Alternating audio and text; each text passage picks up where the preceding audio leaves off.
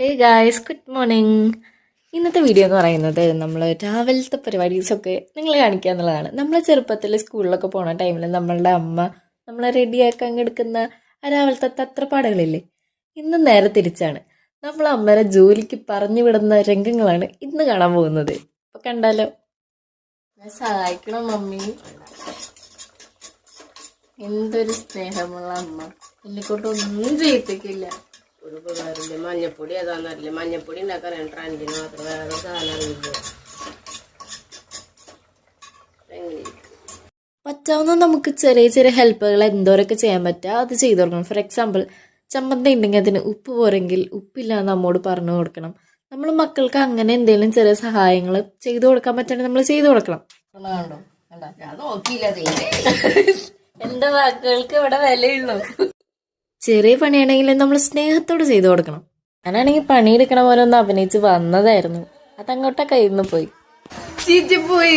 ഇനി നമ്മൾ അടുക്കളയിൽ ഭാരമുള്ള പണികളെടുത്ത് നമ്മുടെ കൈകളിൽ ചിലയത് ഇങ്ങനെ ബാക്കിൽ അമ്മയുടെ പോയിട്ട് ഡ്രസ്സിൽ തേച്ച് കൊടുക്കുക, ഇതൊക്കെയാണ് നമ്മൾ ചെയ്യേണ്ടത്. ഇങ്ങനെയൊക്കെയാണ് അമ്മേനെ സന്തോഷിപ്പിക്കാൻ പറ്റുള്ളൂ. എന്നെ പോലത്തെ തലതെറിച്ച വീട്ടിലെ പിള്ളേരുണ്ടെങ്കിൽ അമ്മേനെ സഹായിക്കാൻ പറ്റിയില്ലെങ്കിൽ നിങ്ങൾ അറ്റ്ലീസ്റ്റ് ചെറിയ ചെറിയ കാര്യങ്ങളെങ്കിലും ഇങ്ങനെ ചെയ്തു കൊടുക്കുക. അമ്മ തിരക്കിലായതുകൊണ്ട് ഞാൻ അമ്മേനെ ഫീഡ് ചെയ്യാൻ പോവാണ്. അമ്മ ഉണ്ടാക്കിയ ചോറും അമ്മ ഉണ്ടാക്കിയ ഉപ്പേരും അമ്മ ഉണ്ടാക്കിയ ചമ്മന്തിയും ഞാൻ കുഴച്ച് കൊടുക്കാൻ പോവാണ്. നിങ്ങൾക്ക് ഓർമ്മയില്ലേ, നിങ്ങൾ സ്കൂളിൽ പോകാൻ റെഡി ആയിട്ട് നിൽക്കുന്ന ടൈമിൽ നിങ്ങളുടെ അമ്മമാരെങ്ങനെ വാരി തരുന്നത്? സോ നമുക്കും ഇതുപോലെ ഒരു ടൈം ഉണ്ടാകും. അപ്പോൾ നമ്മളത് അങ്ങോട്ട് ചെയ്തു കൊടുക്കുക. സ്കൂളിൽ പോകുമ്പോൾ ബാഗൊക്കെ പാക്ക് ചെയ്ത് തരുന്നത് ആരാ? എനിക്ക് എൻ്റെ അമ്മയായിരുന്നു. അപ്പം നമ്മൾ അമ്മേനെ പറഞ്ഞു വിടുമ്പോഴും അതൊക്കെ അങ്ങോട്ട് ചെയ്തു കൊടുക്കുക. And guys, to be honest, എൻ്റെ അമ്മ റെഡി ആയിട്ട് നിൽക്കുകയാണ്. നിങ്ങൾ പറയൂ, പലരും പറയുന്നു ഞങ്ങളാണ് ചേച്ചി അനിയത്തിയും പോലെ. ഇത് കറക്റ്റ് പറയല്ലേ?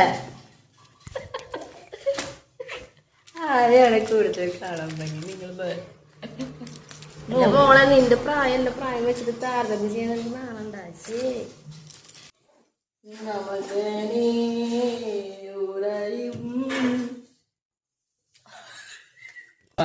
ഈ ചോറ് വാരിതരുന്ന നിമിഷത്തിൽ എന്ത് തോന്നുന്നു? വയസ്സാം കാലത്തേലും അമ്മേനെ നോക്കാൻ ആളുണ്ടാവണേന്നു.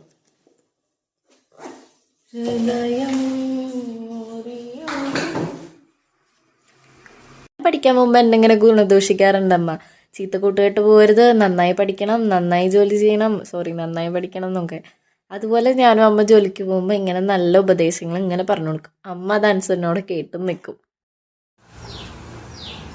അമ്മേനെ പണിക്ക് വിട്ടപ്പോൾ ജീവിതം ധന്യമായി.